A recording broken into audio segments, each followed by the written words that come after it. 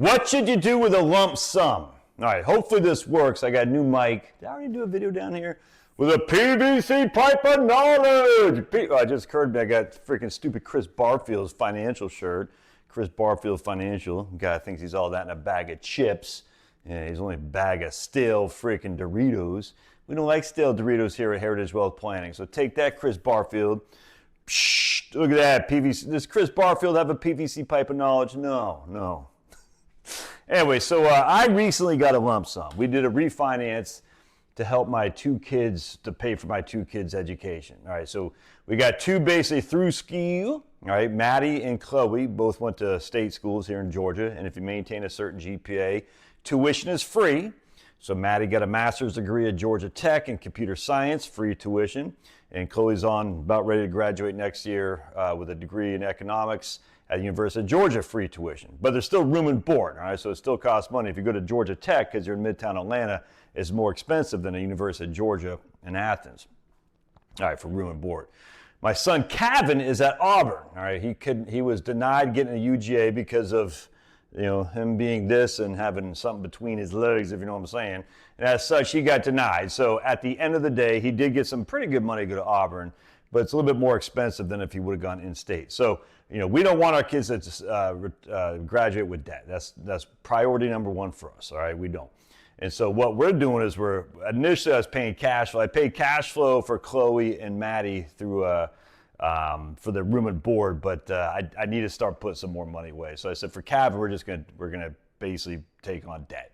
And what we've done here is we refinanced. I had tons of equity in my house, and I just said, let's just refinance. It hurts, don't get me wrong, I hate it, but it is what it is. We still got tons of equity, and we got it at the right time. The rates were going down. 10-year treasuries now to right above 4. So we hit it pretty good. We did a VA loan, cash out refinance, minimal cost to do that. It costs money. Liam will go to college next year, probably getting to Georgia Tech. We're thinking he's got pretty good ACTs. He's in Georgia Tech math and all that. He's doing pretty well, but he might end up going to UGA as well. So his will be a little bit less expensive than Kevin. He'll probably either go to UGA or Georgia Tech. Looks like Kentucky might give him a full ride. So we'll see. It just depends.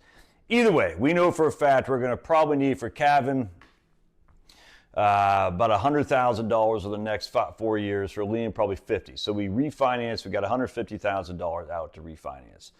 All right, and again, it sucks, man. I know two ways around that, but what are you going to do? So what I did is so the first thing I did is I took $50,000 and I put it into VTI. Now remember, this is from now until 4 to 5 years from now is when we're going to require this money. From now until 4 to 5 years from now. All right, so we got $150,000, and we're going to need this money from now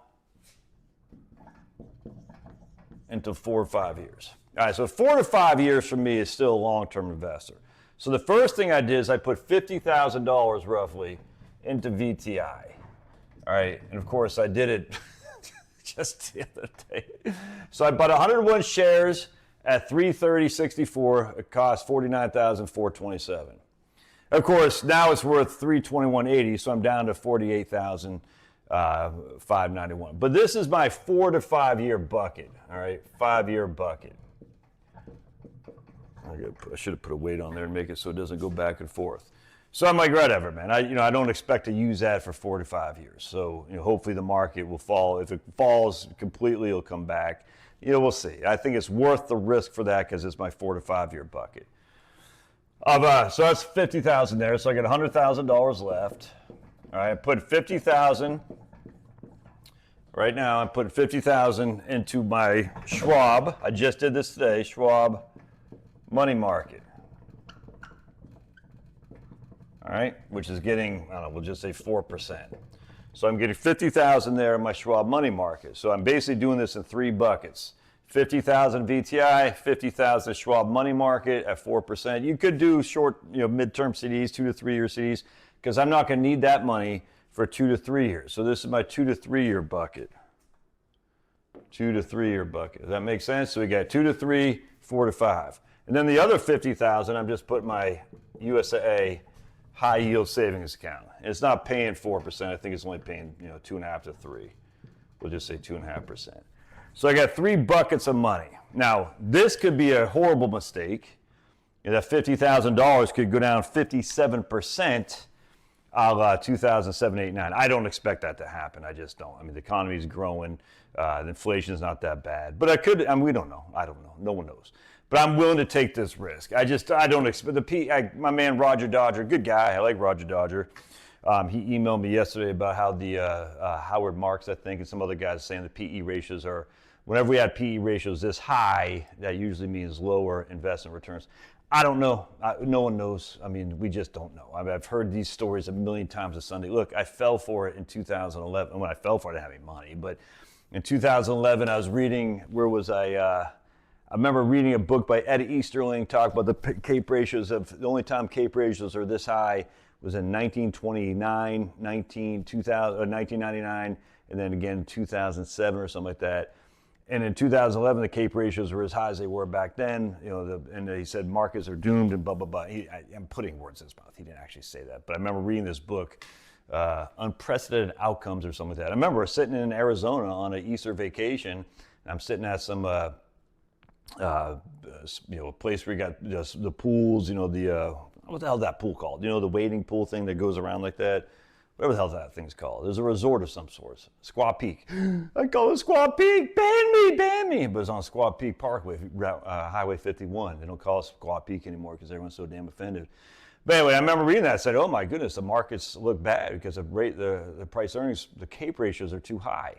And it's just wrong. I mean, it's just absolutely 15 years later, you're just wrong. Now, again, not having money to do anything. I was just plugging into, essentially the S&P 500 back then and some small caps too. And so it proved out to be very profitable for me, just keep plugging investment money in. But no one knows. But for me, I'm like, yeah, that could happen where we're down 57%, and I'm going to be freaking, digging ditches for a living, I suppose. But I just don't expect that to happen. I don't. And this is a 4 to 5 year time frame. So if you look from 2007, all right, we started October 2007, March 9th of 2009 was the market hit bottom. And by 2012, it came back. So let's just say we're in October 2007 right now. All right, so by the time a year and a half goes by, this will be 2.5 to 3 years left. All right, so I still got another 3 years to come back. And by 2012, I'm back to even Steven. Again, I don't know. You don't know. Nobody knows nothing. I just like having the buckets. Buckets for me are mental accounting. I know a lot of financial planners who think they're all that in a bag of chips. Not my man Chris Barfield, because he actually believes in the barbell. By the way, I know I've talked about Barfield before. If you go to Barfield Financial, just type in barbell. He's got a freaking great ebook on there. You just can't beat it, dude. It's fantastic. He updates it every year. It's free to download. You don't have to be a TSP through a savings plan guy in terms of federal government and military to get benefit of Chris Barfield's. I'm not here to, I haven't talked to Chris for a long time. I mean, we every now and again we'll comment on each other's stupid posts on various socials, but dude, if you want a good gauge of a barbell strategy, his is perfect, man. I don't know, I can't remember how many pages. It's pretty in depth and I love it. I should have done it myself to begin with, but I'm so damn stupid reading. I got to read this, I got to read that, got to read this, got to read that. And I'm just like, right now, it's what it called 8:17. I'm supposed to be working on my book. But I got to do videos because I like doing videos. Anyway, so I got 3 buckets. Intermediate term, short term, long term. But Josh, it's only 5 years. I know. That's a risk I'm willing to take. And you'll see the intermediate term, my Schwab money market account, if that does go down 45% or so, I'm plugging it right in there. 100%. 100%. Now, you might say at the end of the day, but Josh, you're going to need this money in 2 to 3 years. I completely agree with you there. And if this is down after 18 months, down 57%, a la 2007, 8, 9, and I plug this money in, I'm only a 6 months to a year category there. And I probably would not plug this money in. I mean, I probably would plug that money in, but only half or so. You see what I'm saying? I mean, just be strategic on this stuff. Just have a gauge. Now, at the end of the day, the safest bet would not have to done this, not have to done VTI. Trust me, I thought about it. I was like, do I really want to invest in VTI? I said, I think so. I think I got 4 to 5 year time before I need that money. You see what I'm saying? Because we got enough money to cover Cavan, right here, enough money to cover Cavan and Liam for basically 2 years. 2, 3 years, we got enough money to cover Cavan and Liam for there. Then Cavan's out of school, hopefully, and then it's just Liam, and that'll be his final 2 years. And that should be more than adequate to cover him for college. And that's just the way I look at it. And again, I'm a student of the equity markets. I'm more aggressive than maybe you guys are. So you got to be careful. But just bucketing where you have the mental accounting of here, here, here. What's this money for? This money is for the, right here, for the short term. I got to spend a check to stupid Auburn University for $32,000 in, I think, December for his second semester, all right? So that's my short term. Then I got $18,000 left to send to Auburn in whatever it is, July or something like that, and that's not going to be enough. So I'm going to have to dip into this. You see what I'm saying? That's my intermediate term. Then I got another, whatever that is, $32,000, something like that left to spend for his second term. All right, so there you go. There's 3 years right there, essentially, for Auburn, for Cavan. Then I'm going to have to dip into some point to send some money there. That's my bucket accounting. And now that may or may not work out. I don't know. But at the end of the day, I think it's worth it. The drawback about doing lump sum in investments, again, if you're down 10%, so your $50,000 fell to $45,000, you got to go up 11% to break even. All right. And if you're down 25%, that $50,000 fell to $37,500, you got to go up 33% to break even. And a 25% decline in the S&P 500 happens on a regularly basis, regularly basis, not all the time. I'm like Tommy Lee, the drummer. Look at this.